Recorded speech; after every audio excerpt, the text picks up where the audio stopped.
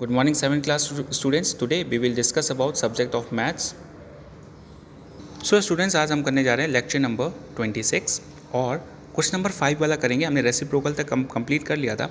आज question number 5 करते हैं जिसमें लिखा है डिवाइड -4 डिवाइडेड बाय -3/5. ठीक है, ये क्वेश्चन कर लेते हैं. सबसे पहले इसको क्वेश्चन को नोट डाउन कर लेंगे क्वेश्चन नंबर 5 को, उसके बाद हम इसका आपको सॉल्यूशन बताते हैं. सो क्वेश्चन नंबर 5 देखेंगे, उसमें आपको देखने को मिलेगा डिवाइड. अब डिवाइड करने के लिए सबसे पहले आपने 5th क्लास में, प्रीवियस क्लासेस में भी आपने किया होगा, इस क्लास में भी आपको समझ लीजिए. जैसे -4 दिया है, ठीक है, ब्रैकेट में डिवाइडेड बाय -3/5 दिया है. अब हम इसमें क्या कर सकते हैं, सबसे पहले ओपन करेंगे तो सबसे पहले -4/5 डिवाइडेड बाय -3/5 लिख लेंगे. डिवाइड का साइन जब मल्टीप्लाई में होगा चेंज तो ये क्या हो जाता है, रेसिप्रोकल फॉर्म में हो जाता है, यानी कि 5.3 हो जाता है. ठीक है, अब यहाँ पे 5.3 तो हो जाएगा लेकिन 5.-3 हो जाएगा. हमेशा हमें ये पता है कि जो डिनोमिनेटर में जो नेगेटिव साइन होता है वो चेंज होके पॉजिटिव में हो जाता है और न्यूमरेटर में हमारा क्या हो जाता है, नेगेटिव साइन लग जाता है. ठीक है, तो उसके लिए हमें क्या करना पड़ता है, 1 से न्यूमरेटर में -1 को मल्टीप्लाई 1 कराना पड़ता है, न्यूमरेटर में भी और डिनोमिनेटर में भी. ठीक है, तो उसके लिए हम क्या कर सकते हैं, -4 × 5 लिखेंगे इंटू -1 -3 इंटू -1. तो कितना हो जाएगा, 5 × 5 माइनस का 5 माइनस प्लस हो गया तो 3 हो गया. ठीक है, तो आपको देख गया कि डिनोमिनेटर से साइन हमारा हट गया तो -5.3 आ गया. ठीक है, अब यहाँ देखेंगे कि जो 3 लिखा है, अब ये जो नीचे लिखा है डिनोमिनेटर से हम देखेंगे कि न्यूमरेटर वाला कोई नंबर कैंसिल हो रहा है कि नहीं हो रहा है, उसके टेबल में आ रहा है कि नहीं आ रहा है, ये चेक करेंगे. आपको देखेंगे 3 के टेबल में 4 आ नहीं सकता, 3 के टेबल में 5 भी नहीं आ सकता, ना 3 से कैंसिल हो सकता. इसका मतलब हम इसको मल्टीप्लाई कर देते हैं. तो 5 4 जा कितना हो गया, 20. तो प्रोडक्ट ऑफ न्यूमरेटर्स 5 4 जा 20, माइनस प्लस हो गया. और प्रोडक्ट ऑफ डिनोमिनेटर में 3 लिखा था और 4 को हम क्या लिख सकते हैं, अपॉन 1 भी लिख सकते हैं. तो 3 × 1 कितना हो गया, 3 हो गया. तो 20/3 हमारा आंसर आ गया. ओके स्टूडेंट्स, तो क्या किया गया है, सबसे पहले इस चीज़ को समझिए. -4 दिया था डिवाइडेड बाय -3/5 दिया था, तो -4 दिया, डिवाइड का साइन को हम किस में चेंज करते हैं, मल्टीप्लाई में. जब मल्टीप्लाई में चेंज करते हैं तो रेसिप्रोकल फॉर्म में हो जाता है. तो क्या हो जाता है, ये वाला जो नंबर होता है राइट हैंड साइड में, तो वो वाला चेंज हो जाता है. किस में चेंज होता है, 5.-3 में, यानी कि 5 किस में चला जाता है, न्यूमरेटर में चला जाता है, 3 जो होता है वो डिनोमिनेटर में आ जाएगा. ठीक है, तो 5.3 हो गया. -3 था तो न्यूमरेटर जो डिनोमिनेटर में जो नेगेटिव साइन उसको चेंज करके हमें पॉजिटिव करना है. तो पॉजिटिव करने के लिए हम क्या किससे मल्टीप्लाई करेंगे, न्यूमरेटर और डिनोमिनेटर में -1 से. तो 5 × -1 और -3 × -1 कितना हो जाएगा, -5 5 × 5 माइनस का 5 हो जाएगा और माइनस प्लस हो गया तो 3 हो जाएगा. तो 5.3 हो गया. अब 5 4 जा 20, यानी प्रोडक्ट ऑफ न्यूमरेटर्स 5 4 जा 20 एंड प्रोडक्ट ऑफ डिनोमिनेटर्स 3 1 जा 3. तो 20/3 हो गया, माइनस प्लस हो गया, इसलिए यहाँ पे कोई भी किसका साइन लगेगा, प्लस का साइन लगेगा. ठीक है, इसी प्रकार से अब चलेंगे इसी का सेकंड पार्ट पे. इसी क्वेश्चन नंबर 5 का सेकंड पार्ट पे चलते हैं. तो आपको क्या देखने को मिलेगा, बुक में आप देखेंगे तो मिलेगा -1/8 डिवाइडेड बाय 3/4. आपको क्या देखने को मिल रहा है, -1/8 डिवाइडेड बाय 3/4. ठीक है, तो आप चेक करते हैं, -1/8 लिख लिया. डायरेक्ट मैंने क्या किया, डिवाइड का साइन लगा तो इसको मल्टीप्लाई का साइन लगा लिया. ठीक है, तो मल्टीप्लाई का जब साइन लगाएंगे तो रेसिप्रोकल फॉर्म में हो जाएगा, तो 4/3 हो जाएगा. तो 4/3 मैंने लिख लिया. ठीक है, तो डिनोमिनेटर में चला गया 4, डिनोमिनेटर में 4 था वो न्यूमरेटर में चला गया और 3 वाला किस में आ गया, डिनोमिनेटर में आ गया. तो 4/3 लिख लिया. ठीक है, अब क्या चेंज कर सकते हैं, 1 × 4 यानी प्रोडक्ट ऑफ न्यूमरेटर्स, तो 1 × 4 और प्रोडक्ट ऑफ डिनोमिनेटर्स 8 × 3. अब चेक करेंगे कि कौन सा नंबर न्यूमरेटर और डिनोमिनेटर में से कैंसिल हो रहा है. तो आप देखेंगे 4 के टेबल में 8 आता है, कितने टाइम्स आता है, 2 टाइम्स आता है. तो 4 1 जा 4, 4 2 जा 8. तो क्या लिख सकते हैं स्टूडेंट्स, -1 × 1 और 2 × 3, तो 2 × 3 लिख लिया. तो 1 1 जा 1, तो माइनस का 1 आ जाएगा क्योंकि माइनस का साइन यहाँ पे लगा हुआ है. और 2 3 जा कितना होता है, 6 होता है, तो 6 आ गया. तो -1/6 हमारा आंसर हो गया. ओके स्टूडेंट्स, तो इसको भी आप नोट डाउन कर लीजिएगा. सो इसी का थर्ड पार्ट भी देख लेते हैं. 7/12 लिखा हुआ है डिवाइडेड बाय -2/3 लिखा हुआ है. ठीक है, अब 7/12 डिवाइडेड बाय -2/3 लिखा है, तो 7/12 मल्टीप्लाई का साइन लगेगा तो क्या हो जाएगा, 3/-2 हो जाएगा.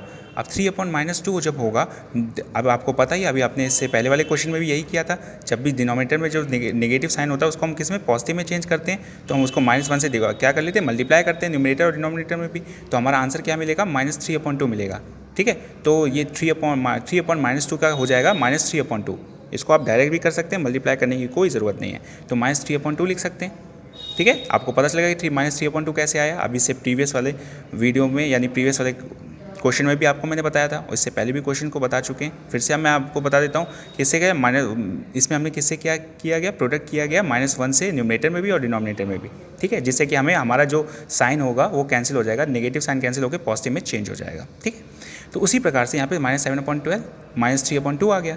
अब 7 इंटू क्या करेंगे, प्रोडक्ट ऑफ न्यूमरेटर्स, तो 7 इंटू 3 -3, -7 इंटू -3 लिख लेंगे और 12 इंटू 2 लिख लेंगे, 12 इंटू 2 लिख लिया, ठीक है।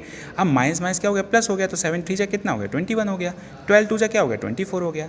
अब ध्यान दीजिएगा कि अब ये टेबल में किसके टेबल में आता है, 21 24 3 के टेबल में आता है, कितने टाइम्स आता है, 3 7 जा 21 और 3 8 जा 24, तो 7/8 आंसर आ गया। ओके, यही हमारा आंसर होगा, इसको भी नोट डाउन कर लीजिएगा।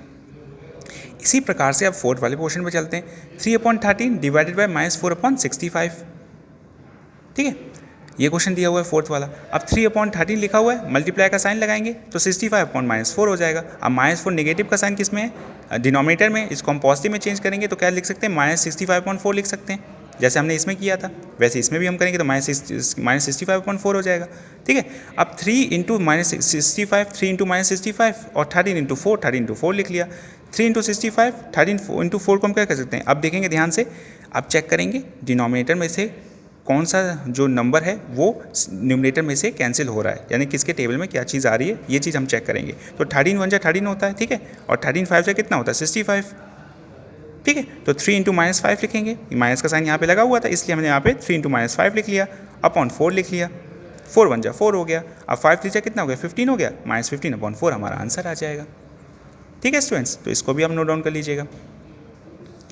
इसी का जब हमारा फिफ्थ वाला पार्ट देखेंगे तो इस वाला फिफ्थ वाला पार्ट भी देख लीजिए, जो आपका होमवर्क में होगा। 10/3 लिखा हुआ है, ठीक है। अब ध्यान दीजिएगा 10/3 लिखा हुआ है, डिवाइडेड बाई का साइन लगा है, -35/12 लिखा हुआ है, तो 12/-35 हो जाएगा। रेसिप्रोकल फॉर्म में जब हम मल्टीप्लाई लगाएंगे, ठीक है, तो 12/-35 को हम क्या लिख सकते हैं, -12/35। अब देखेंगे 10 इंटू 12 और 3 इंटू 35, इसको हम सॉल्व करके देखेंगे कि कौन सा नंबर किससे कैंसिल हो रहा है, तो ये आप खुद से करके देखेंगे। फिफ्थ वाला पार्ट, सिक्स्थ वाला पार्ट में लिखा है 2/5 डिवाइडेड बाई 26/15 लिखा हुआ है, तो बहुत ही सिंपल सा क्वेश्चन है।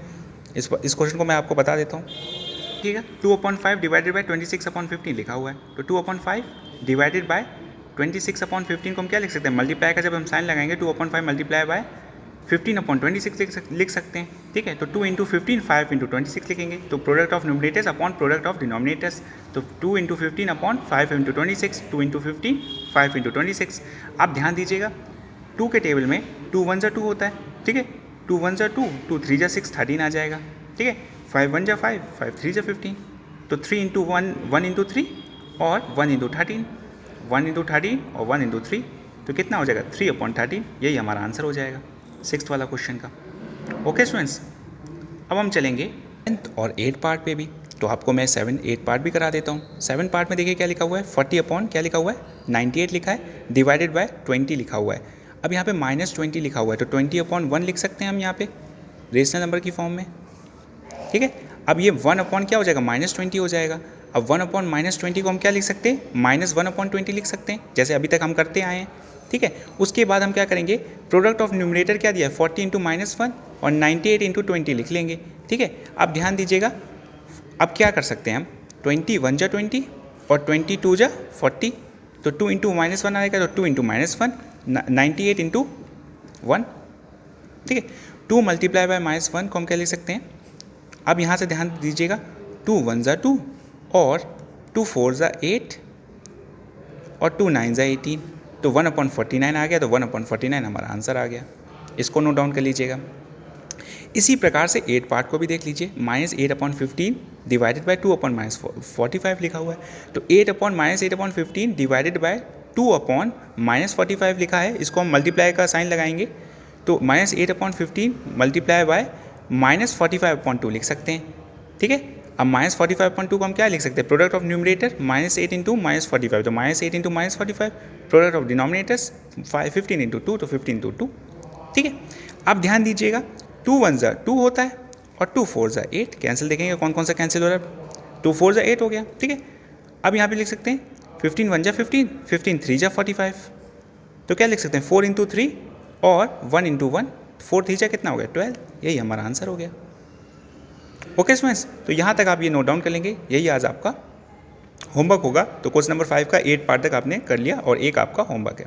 ओके स्टूडेंट्स, तो यहीं तक आप नोट डाउन करिएगा, यही आज आपका होमवर्क है। Thank you.